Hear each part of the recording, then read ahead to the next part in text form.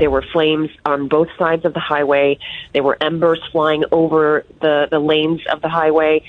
So as we're driving behind this emergency vehicle, I'm hearing an explosion on my right. There are houses on fire right up against the road on the left.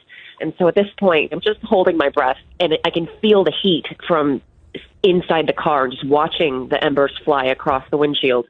We get put on a lot of kind of risky assignments, and in this situation, we had to make a calculated risk for the best way to leave. And thankfully, we got out of there, and we got a real look at just the level of destruction and really the fear that a lot of those residents might be feeling if they're looking at those images on the news, if they've evacuated. I can't imagine. They're wondering if their house is the next one on fire, if they have anything to go home to.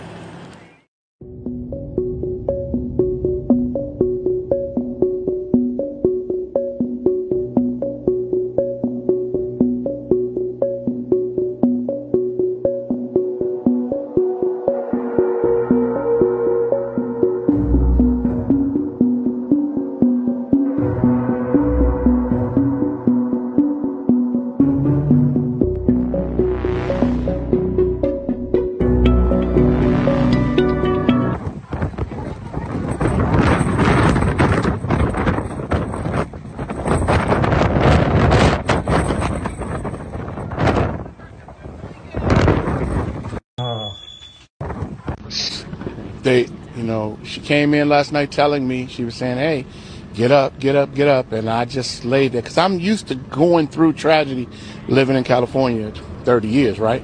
But I just took it for granted. And then at 3:35, she said, we got to go. We get out at 3:35 this morning.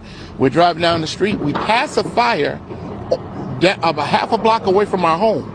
And when we passed that fire, I'm nervous because the fire hadn't gotten north of, it hadn't gotten west of Lake, and we're west of Lake. So it hadn't gotten there. So I'm thinking, track down the fireman, tell him, he goes up there, comes back, they don't do anything. And so then we sit in the house all night, and now we're back, but we come back about 8 o'clock, and we see that everything has burned up. The house is totally engulfed in flame, have a secondary home behind it, it's gone. The car, it's gone. The trailer, it's gone. Everything is gone. And I didn't take it serious. So I didn't grab anything because I'm like, okay, we're going to be all right. This is insane. Oh, my God. There were flames on both sides of the highway. There were embers flying over. Feel the heat from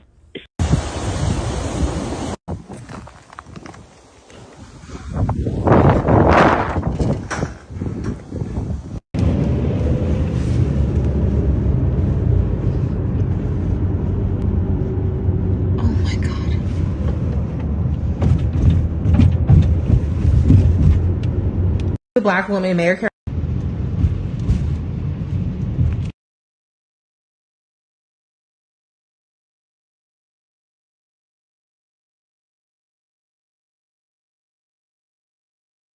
We are not going to have Operation Blame the Black Woman, Mayor Karen Bass, for the fact that the Los Angeles fires are not contained on my watch. The right wing never lets a good crisis go to waste, so of course they're using this as an opportunity to cast aspersions on Mayor Karen Bass and throw DEI in there while they're at it. But the reality is that the fires are not contained because of catastrophic drought conditions coupled with hurricane force winds. The fact that they're trying to make this a narrative about the Los Angeles Fire Department budget actually does more to impugn the work of the first responders than it does of Karen Bass. Even though it's nothing more than a distraction, I know how people get when they want to hold on to something and run with it. So I actually have 2 decades of experience in developing budgets, analyzing budgets, and doing expenditure variance analysis. $17 million is 2% of the Los Angeles Fire Department budget. A budget is a measuring stick. It is not a blood oath. It does not preclude the fire department from spending more than what they are allocated, which is evidenced by the fact that in fiscal year 23-24, they spent $66 million more than they were allocated. And so I looked at the Los Angeles Fire Department budget, and I kind of see what they did, given the fact that there was a revenue shortfall and they had to make cuts somewhere. The savings that they're expected to get in salaries and operating supplies, that gets you to the $17 million that was cut. So there are valid critiques to make about budget priorities, but The notion that that has any impact on the fires right now is blatantly false. And if you are regurgitating that, then what you're doing is you're carrying water for the right-wing media that wants to blame brush fires on DEI instead of climate change. Hmm. Welcome to Let It Be Known. It is another tragic morning in Los Angeles. It's about 4:40 a.m. Pacific time, and it is absolutely tragic. And I'll tell you, what else is tragic is the fact that while this is going on, so far, five people unfortunately have lost their lives. Um, and while this is going on, uh, the politicians and Fox News, Jesse Waters, um, and the rest of them, Donald Trump, are unleashing uh, racist attacks on Black folks and also blaming Black folks for the fire, including the mayor. But some are even saying, well, if you hire more white firefighters, it is just unconscionable. And also Trump blaming Gavin Newsom. Reese, who you just saw in that video, has another video that really sums it up the best. You know, this is awful that folks have decided to allow a childish, incoherent, selfish, hateful individual to represent them because this guy, instead of leading, he's pointing fingers when his administration wanted to do what's been done there in California, and that is take away fire insurance, the ability to have fire insurance. And this is what happened. They took away the fire insurance. But here's the thing. This is still ravaging California. In fact, the Pacific Palisades is really gone. And instead of first of all, when it's over with, unpack it, dissect it, point your fingers then. This is not the time. These people who are running for their lives, who are watching, they show somebody who was watching their house burn from their ring cam. These folks don't want to hear that.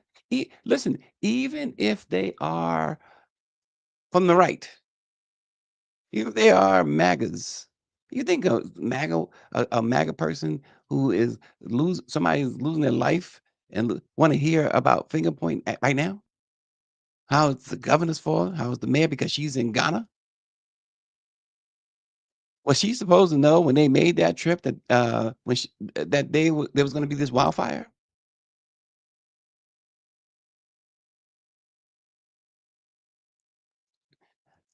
It's unconscionable.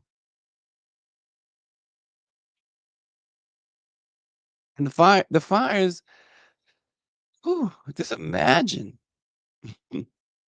how devastating this is. You can see the devastation. There are at least 5 fires right now underway. And so how does these wildfires happen? Well, in California, they have something called the Santa Ana winds.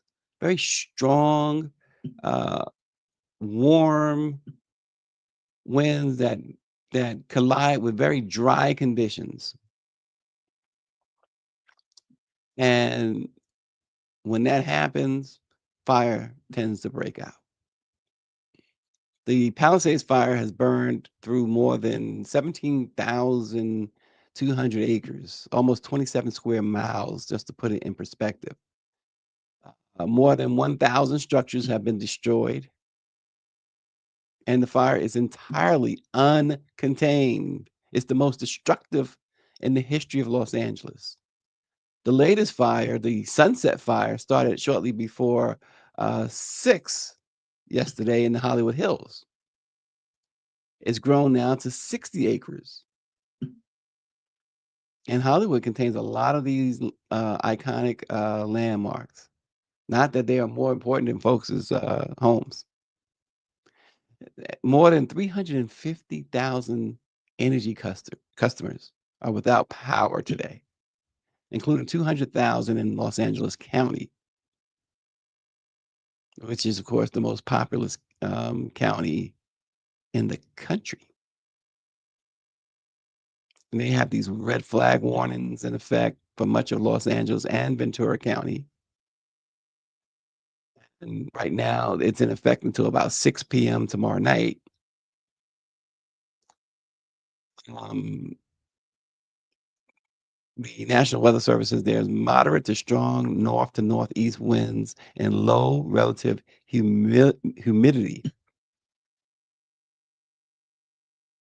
And the winds are going up to 50 miles per hour, which is affecting or going to affect or potentially affect the lower elevations. And so the Eden fire, which is another one of those fires, they have the problem with the winds there, according to the National Weather Service. And they also have very, very dry conditions. You know that song, "It Never Rains in Southern California." While it's not 100% true, it's almost true. It rains once in a blue moon. And that's part of the problem. And so just to give you even more of an idea about humidity, in the teens, humidity in the teens there. That doesn't help at all. Doesn't help at all. Orange says he was stationed in 29 Palms, California from 1997 to 2000. And those Santa Ana winds are horrible year around. Wind, dust, and sandstorms year round. But the Santa Ana winds generally, the worst time of year for the Santa Ana winds are usually the fall and early winter. So from like October through December, usually January too, obviously. But this idea of this guy pointing fingers and everyone, they're making it political, and also the element of race, if they were more white firefighters. This is absolutely where this country, again, we talked about it yesterday. This is now the preview to the top movie that's going to start on January 20th. This is one of the most awful sights you can see. Michelle Madison says she saw a post where they showed Paris Hilton watching her home burn down. Many people indicated that they were more concerned about the everyday people and animals. There's so many celebrities who James Wood certainly being one of them. They talked a lot about him yesterday, but it's a number of celebrities who are losing their homes there. But as you say, Michelle, just as important, non-celebrities, just everyday folks. More than 1,000 structures. Mike V says the internal displacement of residents will create climate refugees. Me and Joshua and friends are okay. But a lot of friends of ours have lost their houses. My cousin lost her house. It's pretty devastating here. But we're alive. People are definitely alive. So last night was a bit much, though. The winds are, up to 85 miles an hour. Transformer blew up in front of my house. And called 911 because the trees are sparking and the line was busy. Kept calling 911. The lines were busy. And then we all called DWP. And the man took the address. He said, "We have noted your address, but we have 80,000 people without power."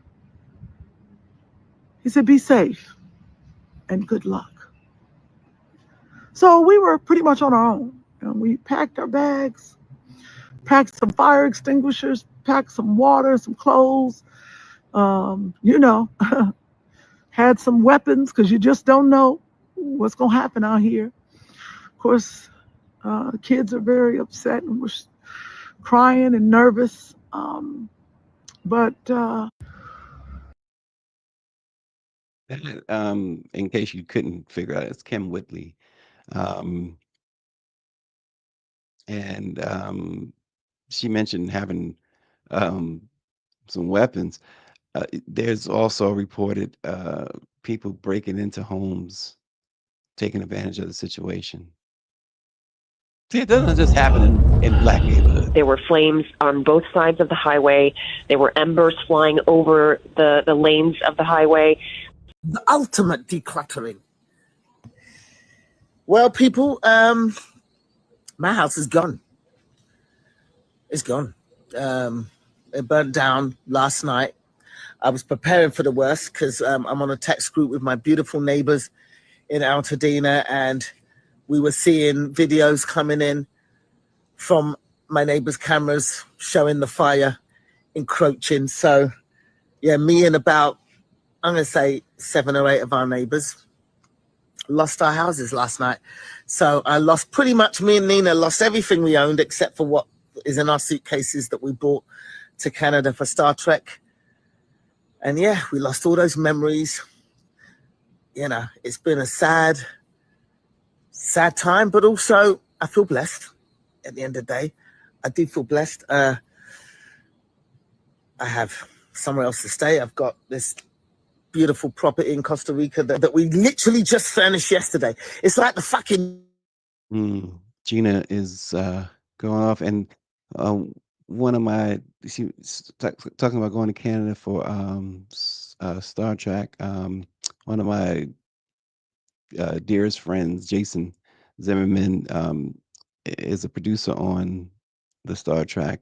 He's an Emmy winner, and haven't heard from him yet. We were actually planning to visit with him next week. Obviously, that's not going to happen, and I'm thinking about him and his wife, Crystal. Hopefully, they're okay. He often goes up to Toronto as well, as Gina mentioned there. But wow, it's devastating to see this unfold. RNG says it took him 10 years to receive compensation from State Farm. He had to sue them. Southbound 3000 makes this point. Yeah, it happens all the time. He says, watch, we say we are one through this and go straight back to division and hate. It's already happening. I mean, they're already doing that. Mike V says, time to prep the go bags. The time to prep the go bags, Mike, as you know, was before this happens. And yes, RNG says, is there any truth that insurance companies have canceled homeowners policies? I don't know about homeowners policies, but I do know that a lot of people had complained about their fire insurance being canceled. And again, it goes back to the policies that Donald Trump had instituted or really fought to institute when he was president to take away fire insurance. So, and he's been the one making the most noise right now, blaming Biden and Newsom and Mayor Bass, when right now how about rallying people to how can you help? How can you help? There are ways in which you can help, right? You can donate to the Red Cross. There's other ways in which they list here. I had a list here. Yeah, the World Central Kitchen, California Fire Foundation, California Community Foundation Wildlife Recovery Fund, which is targeted to underserved communities, by the way. And its goal is to provide long-term recovery relief for those most in need. And there's the California, or the Cal Fire Benevolent Foundation, which offers financial aid to firefighters and their families. It supports burn victims and promotes firefighter health and safety. And Airbnb.org and 211 LA are collaborating to offer temporary housing for those evacuated in Los Angeles County. So there are ways, even we on the other side of the country can assist at this moment. We don't have to look at it as a total uh, we can't do anything situation. If we are able to, and if our heart's desire, we can certainly do that.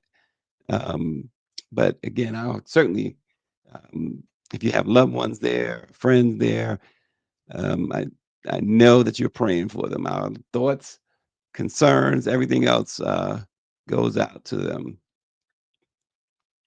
Turn our attention now to Obamacare. A record nearly 24 million Americans enrolled in the Affordable Care Act during the final enrollment period of the Biden Harris administration. That's a 9% jump from last year, with a week left for more to enroll. Over the past 4 years, the administration has implemented initiatives contributing to record breaking enrollment and reduced healthcare costs. And key measures included enhancing the ACA premium tax credits, which saved consumers an average of $800,000 a year on premiums. $800 a year on premiums, 800,000, right? Seems like healthcare costs about $800,000. They've also simplified the enrollment process, particularly for underserved communities. There's been Medicaid expansion in 4 additional states, and so they are taking aggressive steps. They have taken aggressive steps to lower prescription drug costs, with the Medicare drug price negotiation program achieving prices of 38% to 79% lower than the U.S. list price for the first 10 negotiated drugs. Medicare beneficiaries benefited from a $2,000 annual cap on out-of-pocket costs and a $35 monthly cap on insurance.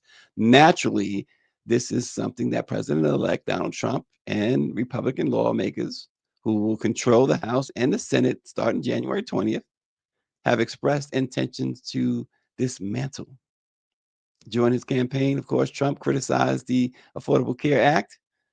He called it overly expensive and suggested retooling or repealing key provisions. And so we will see what happens, because health experts or insurance experts anyway said that the enhanced premium tax credits um, really help, and yet they are going to expire now without congressional action. And that means that the premiums will go even higher. One example, a single parent earning $50,000 a year could see their premiums increase by $1,600. A retired couple who earns $85,000 could face an $18,000 insurance hike, premium hike, I should say. So, again, the people made their choice. The husband of popular The View host Sonny Hostin is facing serious accusations of insurance fraud in one of New York's largest ever RICO cases. Orthopedic surgeon Dr. Emmanuel Hostin has been named among nearly 200 defendants in a federal lawsuit alleging fraudulent medical practices. According to the lawsuit filed by American Transit, which is an insurer, Hostin and others allegedly performed unnecessary surgeries and billed the company for substantial payouts, receiving kickbacks disguised as dividends. The lawsuit claims that Dr. Hostin knowingly provided fraudulent medical and other healthcare services, including arthroscopic surgeries, and they are seeking more than $450 million in damages. Dr. Hostin's attorney, Daniel Thwaite, shot back, calling the allegations a blanket, scattershot, meritless lawsuit by a near bankrupt insurance carrier. He accused American Transit of attempting to intimidate doctors while avoiding legitimate payment obligations. So that should be interesting. Now, Sonny has not yet spoke about this on The View. I don't imagine that she should. It has nothing to do with her personally, directly or personally. And it's a lawsuit. It is a lawsuit. Now, folks, this story, we really want your feedback. We want your thoughts on this particular story, because um, it is blazing through the internet like crazy. In fact, Jamel Hill chimed in on this. She was one of the many who have chimed in on this. Um, and if you spend any amount of time on social media and you're Black, how about that? There's a better than 50% chance, according to Panama Jackson of the Griot, that you've seen a video floating around of a young woman apologizing to her church congregation for being pregnant and asking for prayers and forgiveness. And then you see the pastor of the church letting her family, and the church know that she can't have any baby showers because that would be condoning her sin. Since that video showed up, the church has been identified as Hampton, Virginia's True Vine Apostolic Church of Christ. And the pastor is identified as Bishop Terry Jackson. And as you can imagine, the Black community has been in a bit of a tizzy. As Panama Jackson says, most of the conversation has been a condemnation of what was seen on that video, um, and it's understandable. It's 100% understandable. This is the shaming of this young girl as if she's the first teenager to be pregnant, as if she's the only person in that church to have a child out of wedlock. I guarantee you. I don't know it as a fact, but I strongly 1000% believe that she's not the only one. Um, and so Panama Jackson of the Griot really does a great job of breaking it down.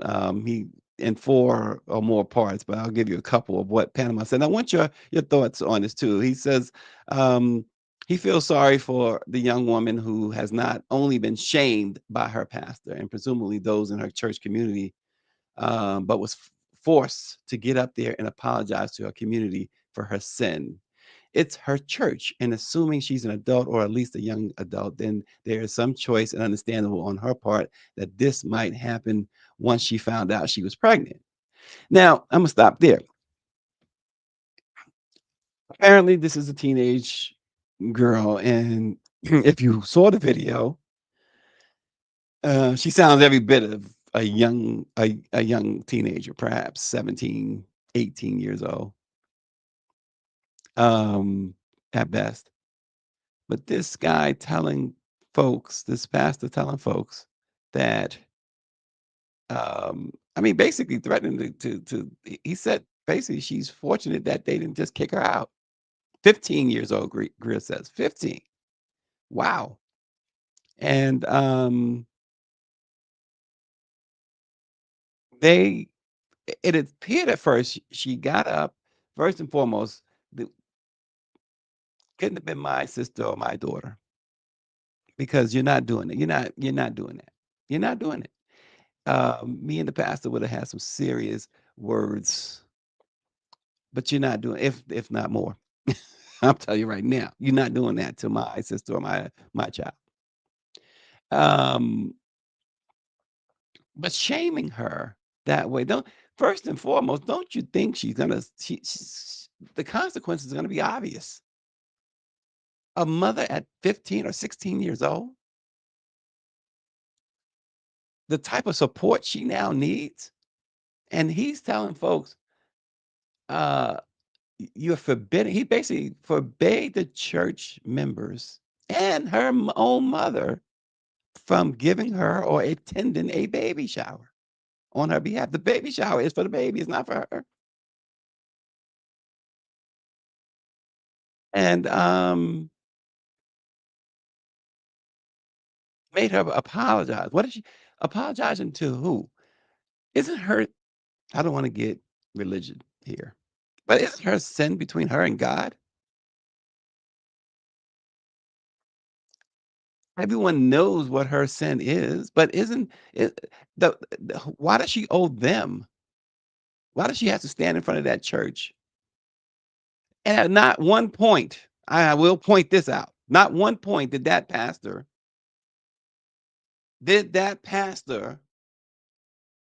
read from what is supposed to be God's word. He didn't get any instructions from there. It was his feelings and his thoughts. And it was so out of pocket. Austin says, is the pastor the daddy?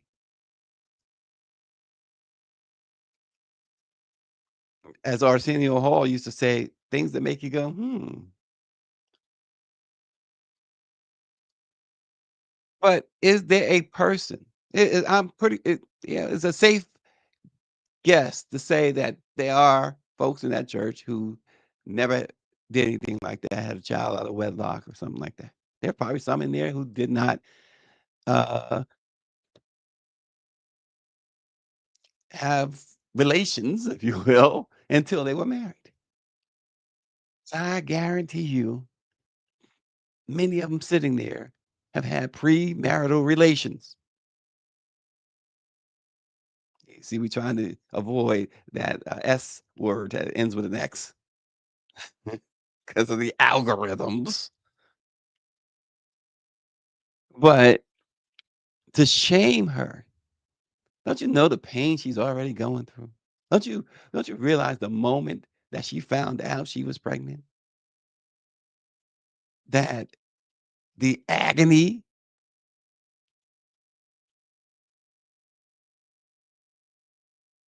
He says, yeah, ORG says, how about helping her pre and postnatal care instead of shaming her? Black women are 2 times more likely to die during childbirth. Help her and stop the shaming 100%. Daniela Pierre says she's not in support of the church's action, shaming the mother and not the father. Bingo. Where's the father? Who's the father, pastor? Where's the father? Have the father, if you're going to have somebody stand up there, have him stand up there and tell him he has to be a man now. He has to be a man. He has to be a father and a daddy. Southbound 2000 says he was about to say he is the daddy. Bobby Henry says, let him, her, them who has not sinned cast the first stone. Joni King said, when I was talking about premarital relations, she said also aftermarital relations. I hope they have an aftermarital relations, unless you mean extramarital. If the relations better not stop with marriage. But it's nonsense mandating that a free and living human cannot have a baby shower to celebrate the entrance of a child into the world. And Panama Jackson of the Griot, again, I'm quoting him because I think he wrote he often writes some great stuff, and he says that this speaks directly to the power that people give pastors, and it's true. It's true. I remember very well. This was way back. This couple I knew um, was really smitten with each other, but apparently the dude was not for her church, and she had previously dated a guy who had abused her, which the church knew about. And when she spoke to her pastor, the pastor told her, well, the guy who abused her is a man of God, and you got to give him a chance and not the other guy. And she listened to the pastor and lived to regret it. I mean, it's more to that story, but if I tell too much of it, the individuals will know. Southbound says that pastor in trouble now. They're about to dig his past out the grave. Yeah, where he was hoping that it stay buried, right? But I just thought it was just the same. It's just insane. It is insane. Um, and again, it certainly couldn't be the first time a person in the church, based on what we saw, had been publicly shamed for something. And it's probably one of the many reasons why you see these churches acting as businesses and really doing whatever they can uh, to try and attract members because folks they see the hypocrisy. They are tired of it.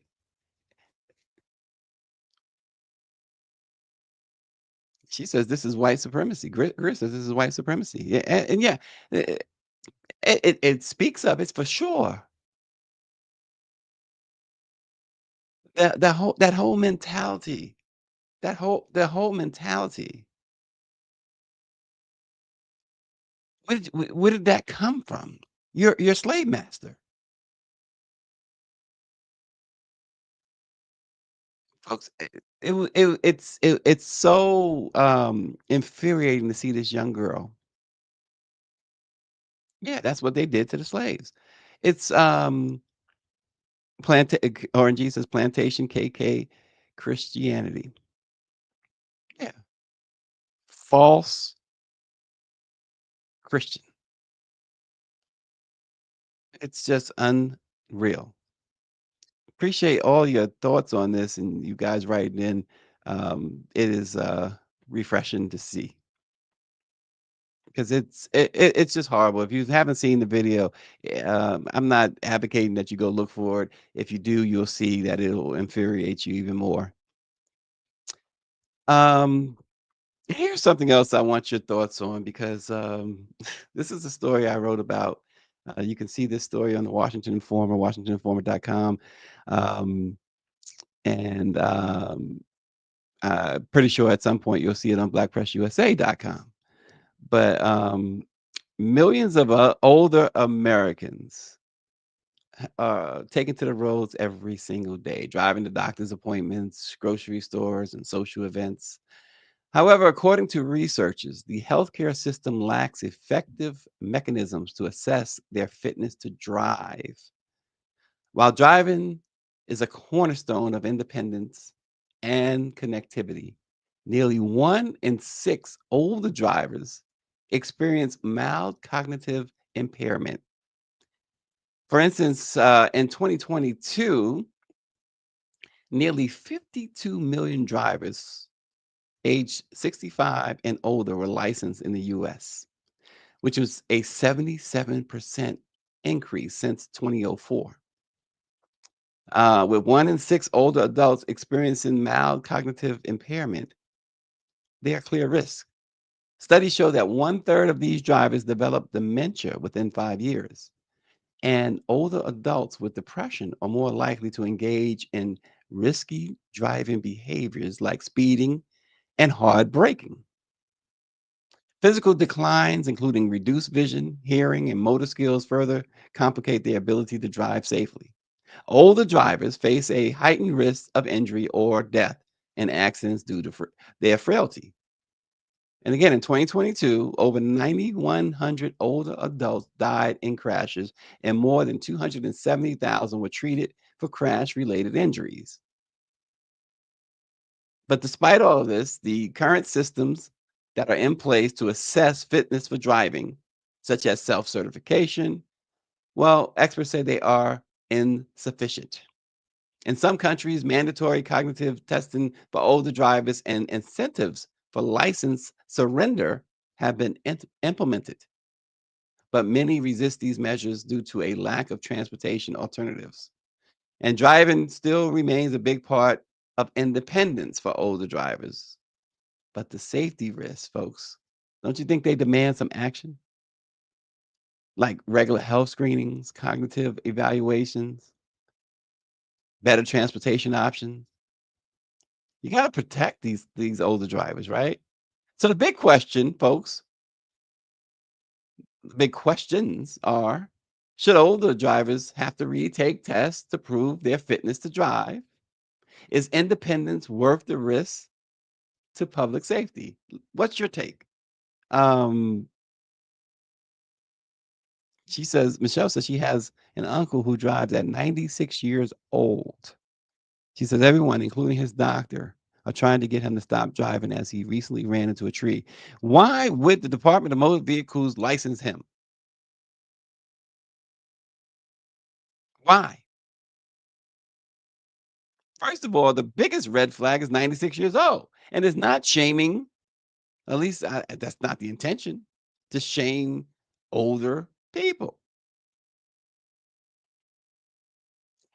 I learned driving while watching my mom, and my mom is in her upper 70s now, and she's a great driver, but I don't think she should be driving. I really don't think she should be driving. Because your peripheral vision is not what it used to be. Your reaction time is different. Um, if my mom was listening, I hope she's not this morning, she'd be upset for me saying I don't think she should be driving. And she's a great driver. She has never caused an accident. She's never run into anything. She's she's a fantastic driver. I remember as a kid watching her drive. That's how I learned, by watching her. I never took any driving tests, and in fact, I probably shouldn't be driving either if you talk to some people, because I pretty much got my license out of a Cracker Jack box. I remember in 1980 something taking my driver's test in Alexandria, Virginia. And this is why I say I got it out of a Cracker Jack box. Because at that time, I don't know what the laws are now in Virginia. You go in all in the same day. Because now I'm from New York. Well, you got to make an appointment to take the written test. You got to pass the written test, then make an appointment to take the driver's test, and you got to do parallel parking and doing this and doing that. In Alexandria, Virginia, when I went to get my license for the first time, because once you get your license, you can, if you move to another state or whatever, you just renew it and you don't have to take tests anymore. I went in. There was no right in New York. There was a 5-hour class you had to take and and all of that stuff. It took forever to get your license, and it went through this whole process. Greer says she didn't take a class. See, stay away from Greer on the road. She didn't take a driving class. But I went in, took the written test, passed the written test. You had to get like 17 or 16 of the 20 questions right. And as soon as I did that, the young lady said, "Okay, go out that door right there. Do you have a car with you?" Well, I ain't got a license. What am I doing with a car? Because we have a car. Okay, I need your car. Okay, go out there. The guy is waiting for you to take your driver's test. The driving test, the DMV in Alexandria at that time sat on a city block or country road block. I mean, it wasn't a city. I mean, Alexandria is a city, but it's not like a big city. And all I had to do was go around the corner, literally make 1, 2, 3 left turns and back into the parking lot. Test is over. You pass, go inside. They take your picture, laminate your license, give it to you right there, all within an hour. I was like, oh, shoot. I'm licensed to drive now. They don't know that I can't drive. So that's why I say I got mines out of a Cracker Jack box. And yes, I don't care who in Virginia is listening, but that's not how it should be done. And I've lived in, of course, New York, California. So I've always been able to, hey, here's my Virginia license. They give me the California license. Here's my California, give me back my New York license. Trixie says, take a 5-hour class before the road test in New York. Yeah, she got her permit twice, never the license yet. So she's Trixie she's just hanging out with a permit. And that's what they give you, the permit. But that's it. Bobby says, what do statistics kept on the age of drivers involved in accidents say about who are involved more in accidents? That's a very good question. And um, because let me just answer the question. Um, Naturally, for the proportion of older drivers, there is a disproportionate amount of accidents. And Joni King says that those were the good old days. Yeah, in Virginia, right? They when I look back on it, it's just not so good to know that somebody walked in at what 20 years old or whatever I was, and 18 or whatever, I, I guess 18, and they just said, "Here's a license. Do what you will." It was just that simple. All I had to worry about was the written test.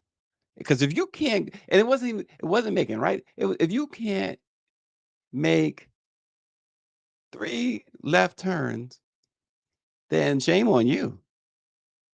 And it's just around a building.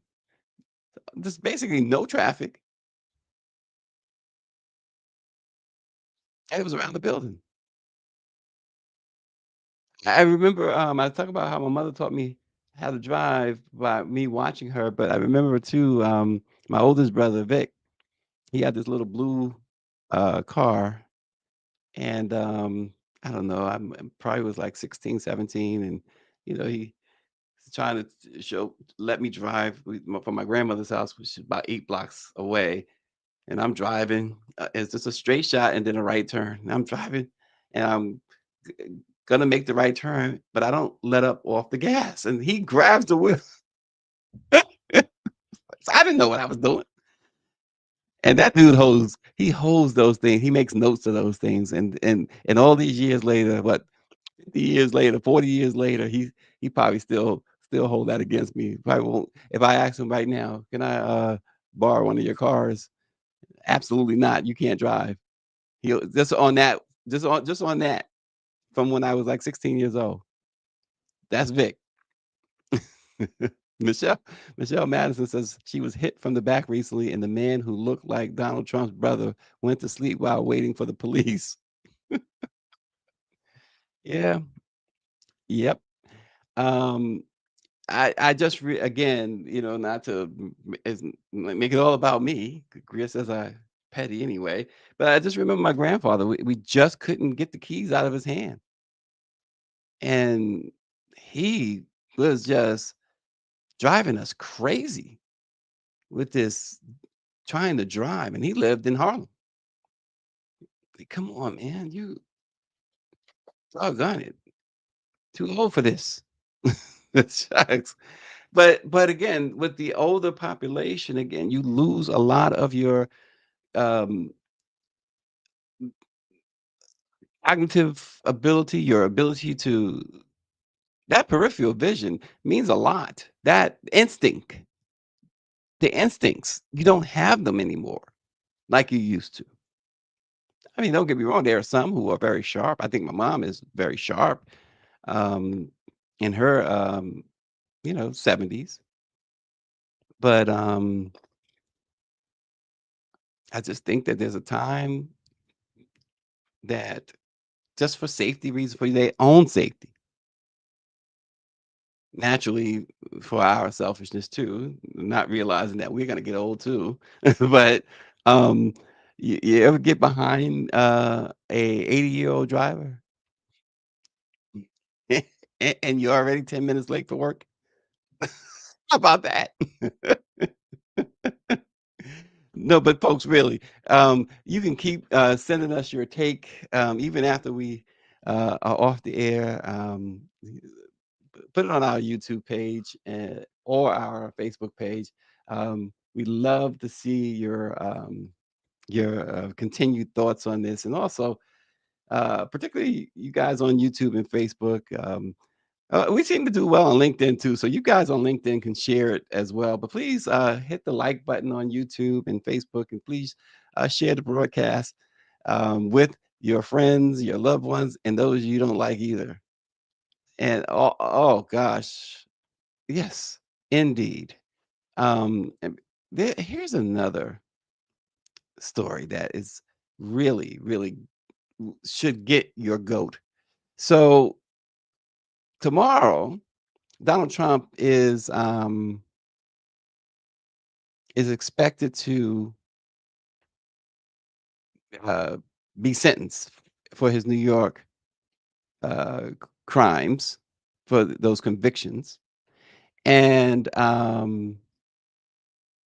he is now, of course, appealing to the U.S. Supreme Court, and we know how favorable that court is to him. Um, and so, what did he do? He met with Supreme Court Justice Samuel Alito, as you see in the picture there. They had a phone call, in fact, and now Alito claims that the phone call was about a reference. Regardless, folks, should they have? He's considering a case with Donald Trump, involving Donald Trump. The Supreme Court once was a bastion of impartial justice, and now is as tainted and ethically compromised as any institution there is. No credibility at all. The credibility it had has been eroded by partisanship and corruption. Alito's call with Trump is a glaring, glaring reminder of just how deeply the rot has set in. Alito, already burdened with scandals of undisclosed gifts and luxury travel, spoke with Trump hours, hours before, only hours before Trump's lawyers petitioned the court to delay his sentencing in the hush money case in New York. Alito called it a routine reference for a former clerk. But there is nothing routine about a sitting justice speaking directly with a defendant who has cases before the court and whose administration will be a central figure in numerous legal battles.